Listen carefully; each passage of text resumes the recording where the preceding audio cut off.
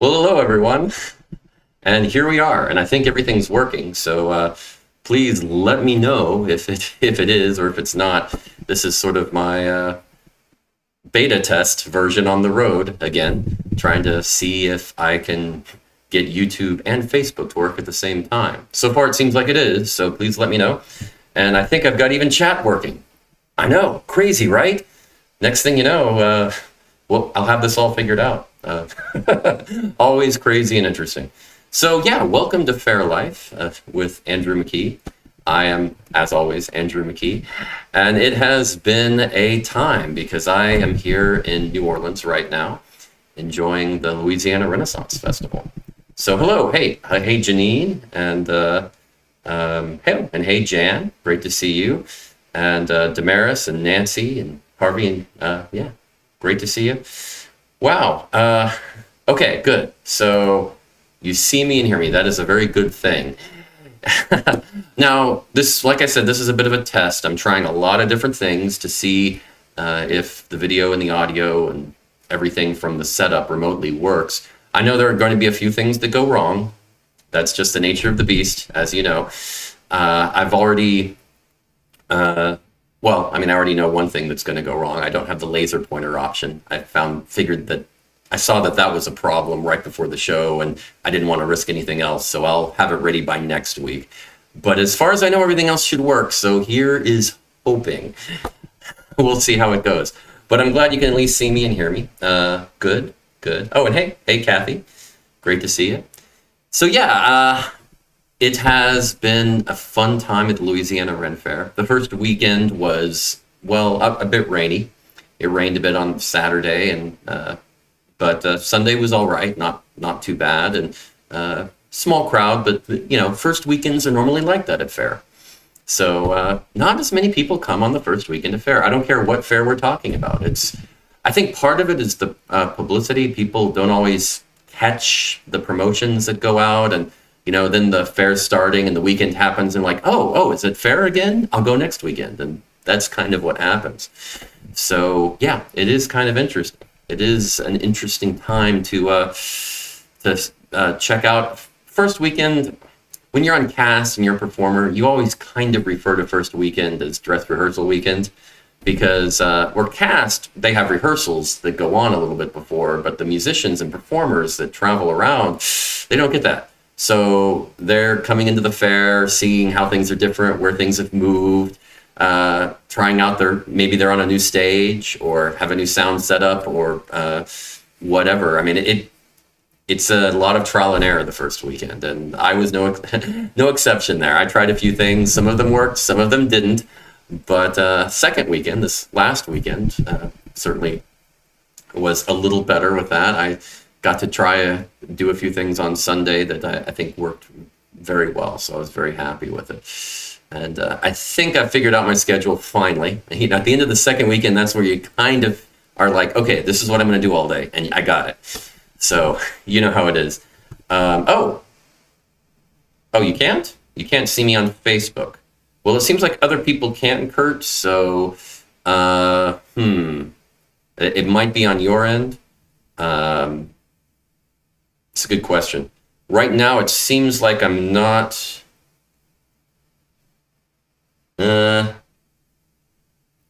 seems okay.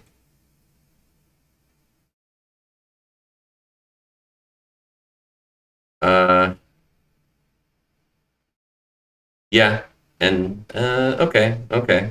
And hello, Katsurita and Damaris. Yeah, I think, there might be a few.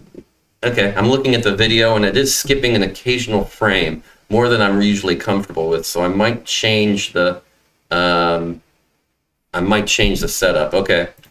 Yeah, okay. Elizabeth is saying it's a little glitchy, but she can see and hear me. Okay. Is it more like just an occasional frame skipped kind of thing? Because I'm seeing it skipping a few frames now and then. And I think that problem is... I can fix that. Okay. And that's why I'm doing this, trying to try it out. I promise next week will be better. But yeah, it's a work in progress. Although it is a bit of a storm outside, so we'll see what happens. So okay, so a few glitches here and there. Well, we'll make it a short show. It won't be too much today because it's, like I said, beta test. But next week will be, I think I'll have all the bugs worked out. So that sometimes you just have to try it to make it work. Okay, so according to Tanya, I look okay. And occasional frame skip. So okay. Well, that's why we're here. So I'll take that. I think I can tweak some of the settings and clear all that up. At least I hope. I think it might be on my computer and not the internet, but we shall see. Oh, really? Video and audio is a little out of sync? Well, skipped frames can be a problem. Oh, I thank you. Thank you very much. This is, I'm going to mention a camera so you can make fun of me, but this is my new portable camera. I didn't bring the whole DSLR camera this time. This is a Dell webcam, and it is a 2K. It'll actually record in 2K resolution, and I'm still doing it at 1080p, but it works really well. I'm very happy with it. So thank you. That I worked hard on to get the picture right, but yeah, I think I'm going to have to tweak the encoding a little bit. And I'll try to figure out whether it is the setup on the computer or the internet connection. Yeah, that's always the tough part, trying to diagnose those problems. And of course, now I've got a thunderstorm going on outside right now, so that could be a part of it too. You never know. With that. But yeah, so this last weekend, we had Viking weekend. And I have to say, I was incredibly surprised by how popular the weekend was. I mean, tons of people showed up. It was certainly on the short list of record days on Saturday, and a very strong Sunday as well. And a ton of people just came dressed up in Viking gear. I mean, and I was talking with several people, including the owners, and I kind of got the idea that, yeah, I think the thing is the outfits, the costumes for dressing up as a Viking is not that difficult. I mean, people can really just get a little bit of fur, get a few things, put them together, and it's not that hard. And people really capitalized on that. Oh, that's great. I'm really glad that worked out for you, Janine. You might be right, Lisa. You might be right about that. The computers are trying to unionize. I like that. But the Viking weekend, I was really surprised. But I think part of it is, of course, the popularity of Vikings right now. But also, I think it's just easy to put an outfit together. But I was really surprised how many axes I saw people who had. Some of them very nice metal axes, and some of them obviously handcrafted in wood or something else. So yeah, you're right. Very easy and straightforward. So yeah, I really think that it was something like that. But really good crowd, really into it last weekend. It was a little cool, so perfect if you're trying to wear some fur. But yeah, just a fun time. And of course, I mean, what are your thoughts on Vikings? Are you fans of Vikings in general, the concept, or not really? Do you think it's just one of those fads that's going to come and go? It's something like that just people dress like them for 5-10 years and then not so much. And there's also a good bit of history and interesting bits about Vikings as well. Oh, wow, okay. Immediately, Elizabeth says just loves Vikings. Okay, well, that's emphatic. Okay, that'll work.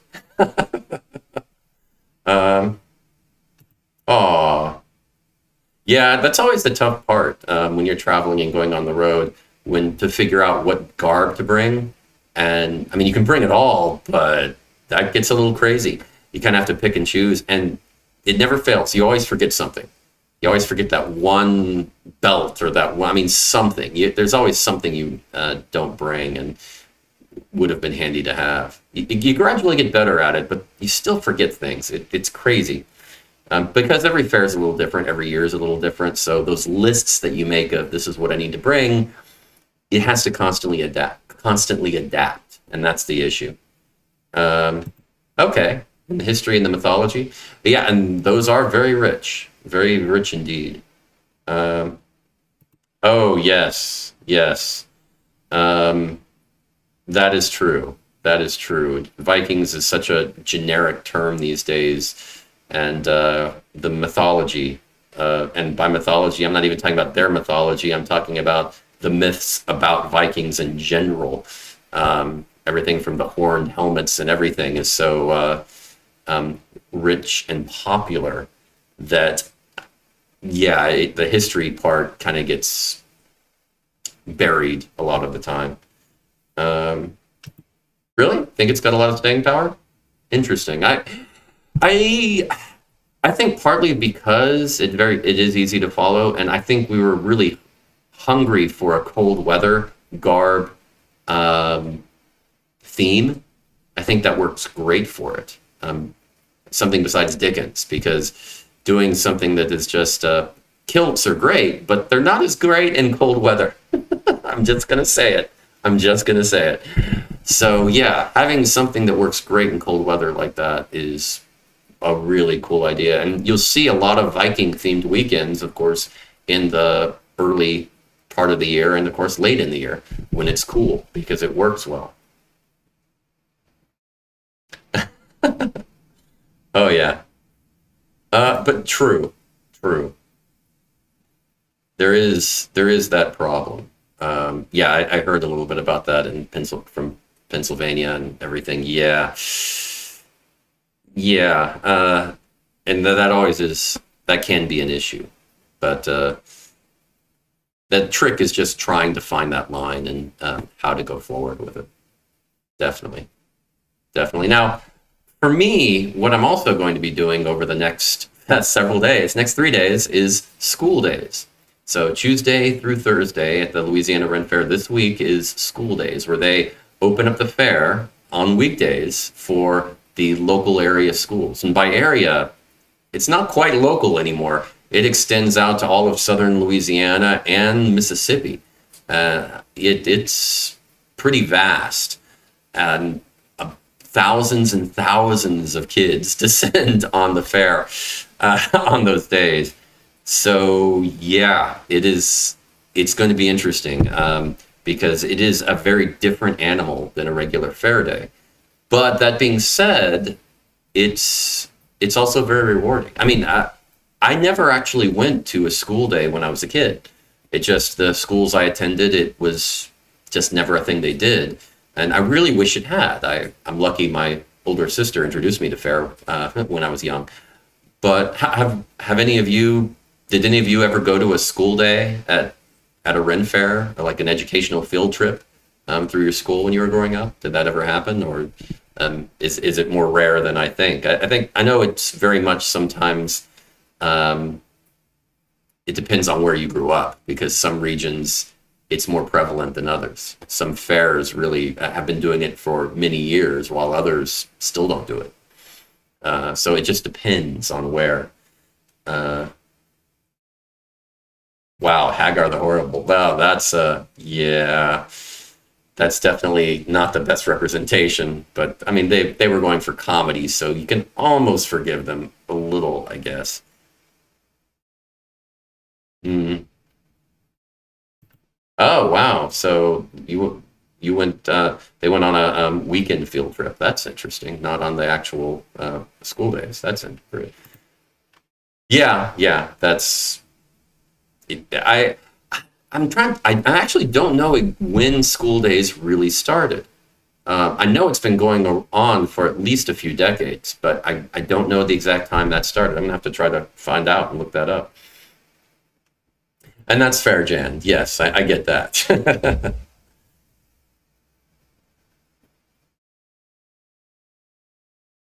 Yeah, yeah, it really is an awesome idea. I think so. School days, I mean, it really, I look at it this way. School is about exposing children to many different things. And I mean, some of which they wouldn't be interested in, and that's fine. I mean, you go on field trips and you see as many different things in society as you can. And from that, you get an idea of this is what I'm interested in, this is what I want to do, and this is what I'm good at. And it is a very good idea. And so I know there are a lot of people a lot of kids who'll go to school days and look at it as just time away from school, a day off, and they don't really get that much from it. And that's fine because they're just not interested in it, and there's nothing wrong with that. But I still find it very rewarding because there are a lot of kids who go there, ask great questions, are really interested, sometimes in the history, sometimes in the arts, but it is, you can tell they're really fascinated. And it never fails. Every year at a fair on school days, there's always at least one kid who I'm like, oh my God, that's what I would have been like when I was that age. And I always at least see one.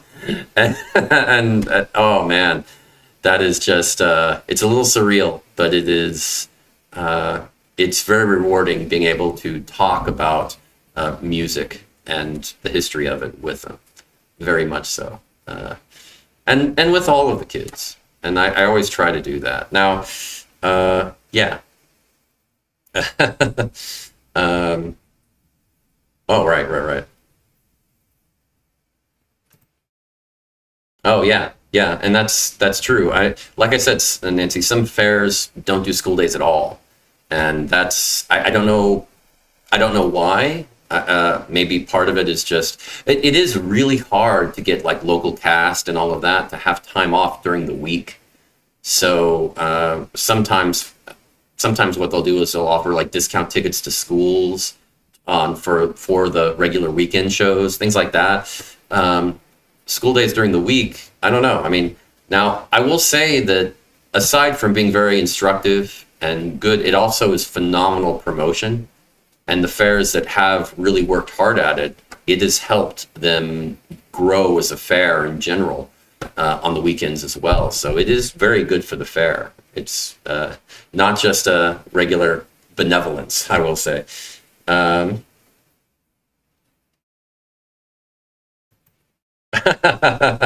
Performance competitions? No, I mean at fair. If you're talking about fair, no. Performance competitions at just in school in general and music, yes, we did that, but at fair, no. Yes, that the merchants they have to close shop. Some merchants have to actually just close their doors and say, I have nothing for kids. It's just not worth me even opening the doors, and they just stand out front and answer questions.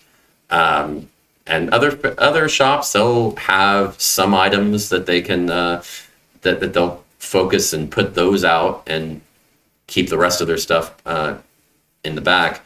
And others, all of their stuff is fine. They can try to sell it all. I mean, it works for kids just as well as adults on a fair day. So they're very lucky in that regard. But it can be tough. And Harvey, I totally believe you are, because I'm the same way. I really haven't aged much in attitude, and since college at least. I'm still like a 20-year-old in a lot of ways. Some of that's not good, but I try. Yeah, I totally agree, Kathy. I think the hands-on method. Not everybody learns the same way. So sometimes being able to put a visual or a tactile aspect to an experience can really help drive it home and help make a solid memory and help understand it. I firmly believe that. I do. And you're right. That is a good point. Oh, okay. One night competitions on school days. Yeah. We do some at Louisiana. They do have a bagpipe and drum competition on Celtic weekend, but that's all they do for that in that way. Right. You're not wrong. Yeah, they don't allow merchants to close. Now there are some like a weaponsmith. I don't see how they could actually be open other than just have them there treat it like a museum where people can go in and look at them. but because I don't see kids. I mean, you pretty much just put everything away, but you stay open.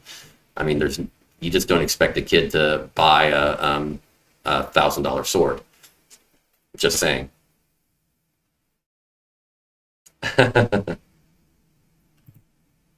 No, yeah, that's just what I was saying, cat. Okay, so yeah.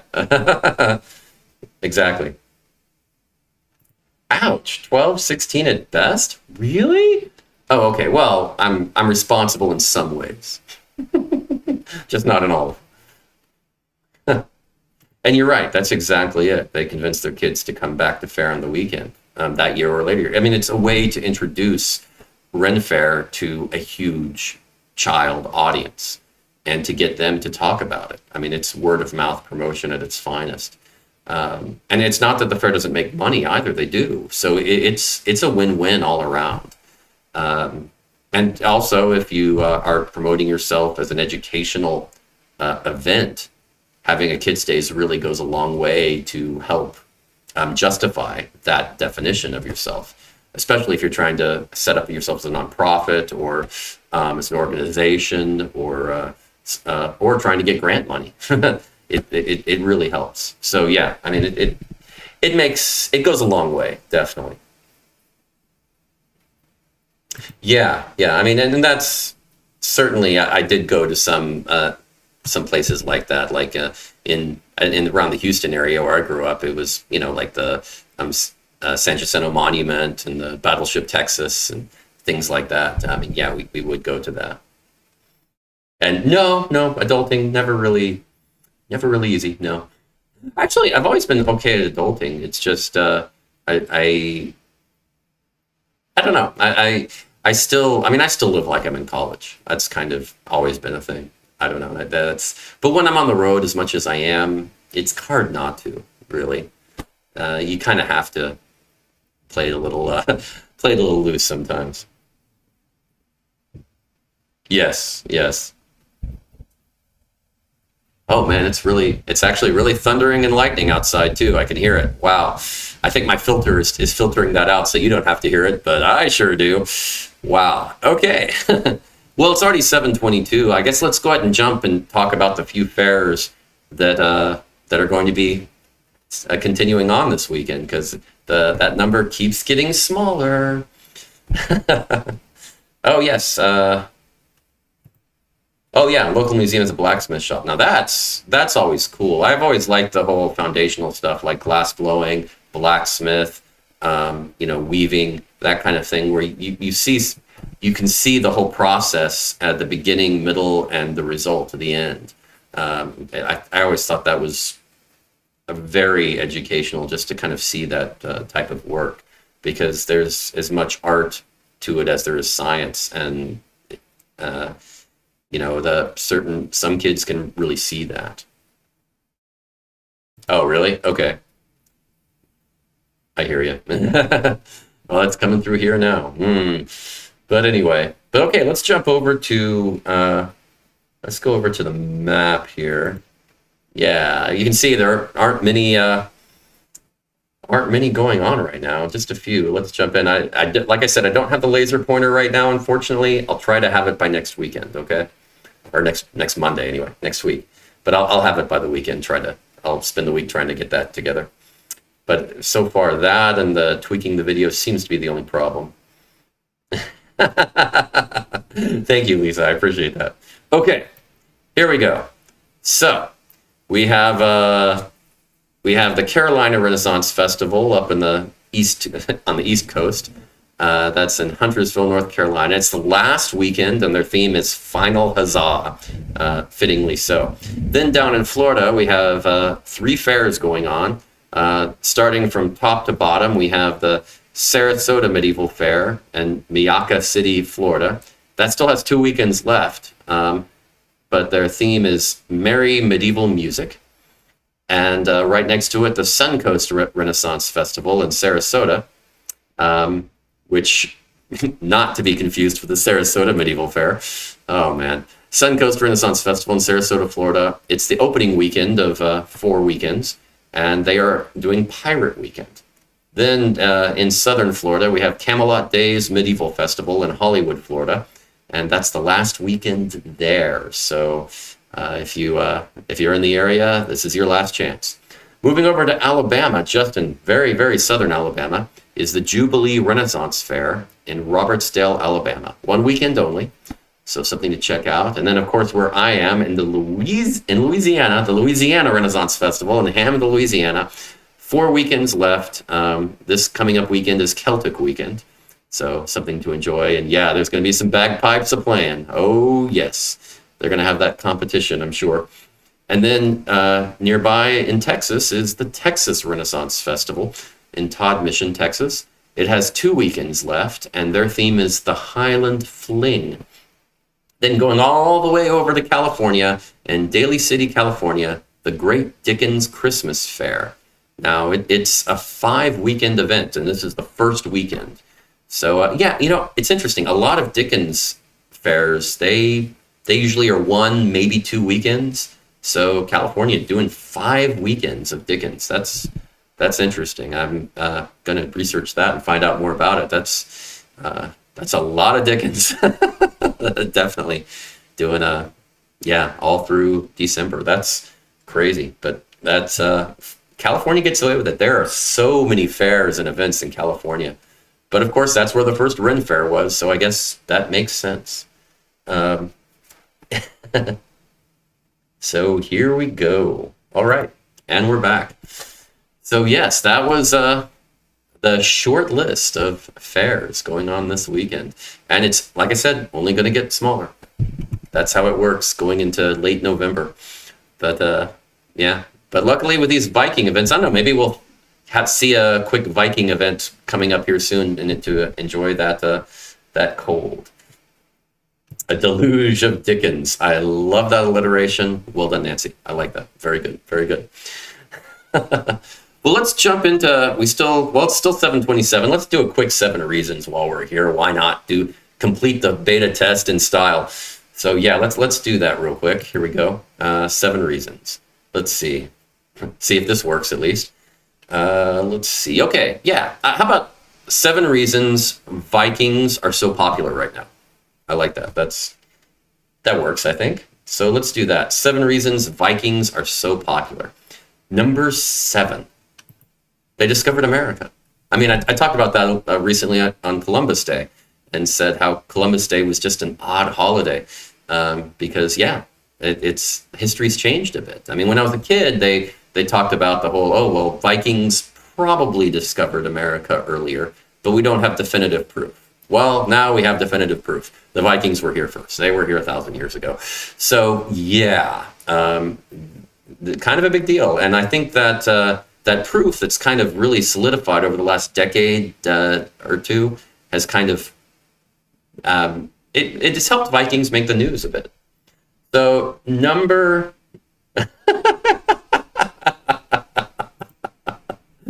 Oh... Now I feel like I have to type something in just to make him happy. Number six, women in the society. Because when you're going into medieval times, well, let's just say in movies and television, historical epics, the roles for women are not that great, usually. There are some exceptions, and those have been played up a lot over the years.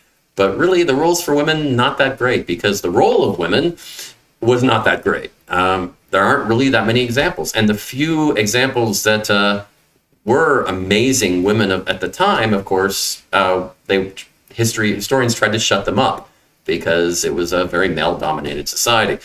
But with the Vikings, I mean, there is at least a little evidence of women warriors, and women had better roles in the society. So I can see that playing a part.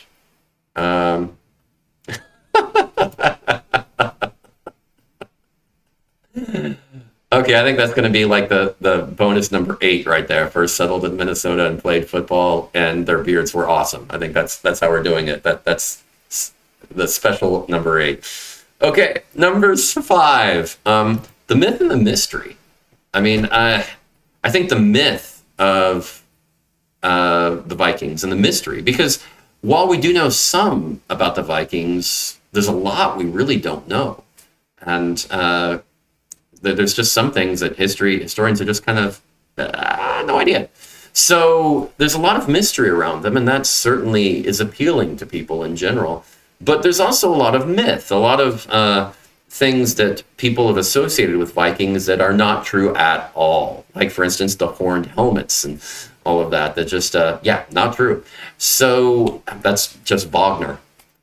So yeah, I think that whole bit of coolness of Vikings and how they're depicted, so to speak, in the myth has just really created this myth about them that has perpetuated it. Let's go with number 5, video games, right? I mean, video games in the last decade have really pushed the Viking craze. You look at Skyrim, Elder Scrolls V. That was back in a little over a decade ago, like 2011, and it was huge, and it was very Viking influenced. So yes, and then of course you've got other. I'm not going to mention a bunch of games, but things like Assassin's Creed Valhalla and a lot of different games have, especially in the last 10 to 15 years, have really had pushed the Viking concept. So yeah, I think it's that's really helped push the whole Viking craze a bit.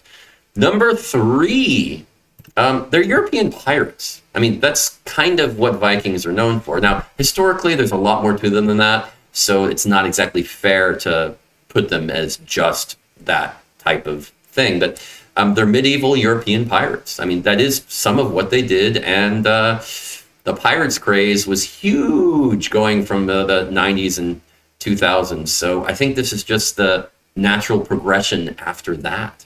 It just kind of works. Yeah, right. I mean, there's a lot of what they're not sure of. It is, yeah. The little that they are sure of is interesting, but there's a lot they're not. Number two, Thor.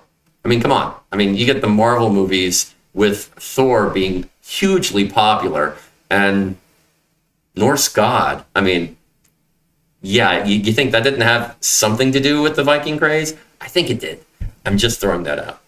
And number 1, which I think was obvious, even more than beards, is the Vikings TV series, because it was hugely popular, and both here and overseas, believe it or not, and that it has a huge following, and I think that's helped at least put a visual to the Vikings where people have tried to emulate the outfits from the series, and I've seen it. There were definitely a lot of people this last weekend who based the design of their outfits on the TV show. Not gonna lie, there was some that were pretty obvious. Pretty obvious. Okay, yeah, sure, Loki too, but I mean, okay, we'll put Thor and Loki if that makes you happy. But the movie's called Thor. Just throwing it out.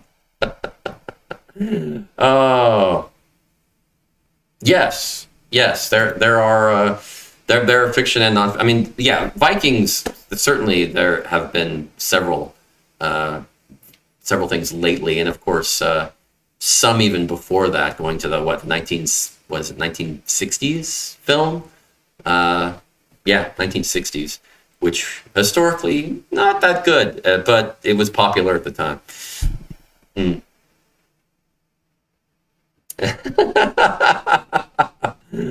Okay, so Loki was the pretty one, and we got its TV series. Okay. He's in that list of, there were TV shows about Vikings, and that's where that goes. So okay, fine. Okay, man, we're okay. Fine. Here's what we're gonna do. Just for you. Here you go. Happy? You got your Loki. Does that work for you? Does that work? Good?